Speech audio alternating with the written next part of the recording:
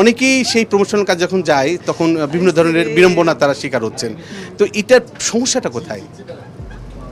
ওইভাবে দেখা হয়নি, সুতরাং এই উত্তরটা জানি না। অন্য জায়গায় জার্নালিস্ট ভাই থেকে শুরু করে সবকিছু। Okay, thank you very much mister Joy. অন্য একটা প্রশ্ন শেষ করি। সেলিব্রিটিদেরকে নিয়ে কাজ করে। আমি এখন আপনাকে প্রশ্ন রাখতে চাই।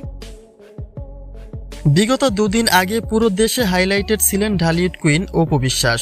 উদ্বোধন অনুষ্ঠানে তার উপস্থিতি দেখা মাত্রই ক্ষিপ্ত হতে দেখা যায় সেখানকার সাধারণ জনতাকে। কিন্তু ঠিক কী কারণে সবাই তার উপর চড়াও হয়েছিলেন তা নিশ্চিতভাবে কোথাও প্রকাশ করা হয়নি, যে কারণে গত শনিবারের একটা সাক্ষাৎকারে জনতার ক্ষিপ্ত হবার কারণ জানতে চাওয়া হয় অপু বিশ্বাসের কাছে। কিন্তু সেখানে তার আচরণে মোটেই সন্তুষ্ট নয় নেটিজেনরা। অর্থাৎ অপু ঠিক কী কারণ দেখিয়েছিলেন সেই সকল বিস্তারিত জানতে একটা মুহূর্ত না টেনে সঙ্গেই থাকুন। একজন আওয়ামী লীগ সদস্য হয়েও সশরীরে ঘুরে বেড়াচ্ছিলেন অপু বিশ্বাস। ধারণা ছিল একজন সিনিয়র শিল্পীর সম্মানে তাকে হয়তোবা স্যাক্রিফাইস করা হয়েছে, কিন্তু কামরাঙ্গীরচরের সেই উদ্বোধনী অনুষ্ঠান থেকে বাস্তবতা ঘুরে দাঁড়ায় ভিন্ন দিকে।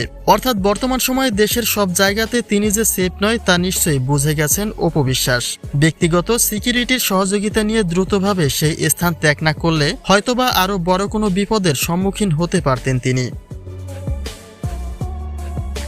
গত শনিবার সেলিব্রিটি অ্যাওয়ার্ড হাতে নিয়ে ৭১ টিভির মুখোমুখি হন অপু বিশ্বাস। উপস্থাপক তার কাছে জানতে চায়, যারাই প্রমোশনের কাজে যুক্ত রয়েছে তারাই কোনো না কোনোভাবে বাধার সম্মুখীন হচ্ছেন। এ বিষয়ে অপু বিশ্বাসের মন্তব্য কি, যেখানে তিনি এক কথায় জানিয়ে দিয়েছেন তিনি কিছুই জানেন না। এমনকি সেই উপস্থাপক বারবারই আরেকটা প্রশ্ন করার আবদার জানান, কিন্তু তাতে সহমত পোষণ না করে উল্টো উপস্থাপককেই প্রশ্ন ছুড়ে মারেন তিনি।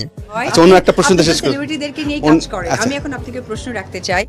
অর্থাৎ তার আচরণে এমনটাই প্রকাশ পেয়েছে যে তিনি সেদিনের বিষয়ে কোনো প্রকার মুখ খুলতে চান না।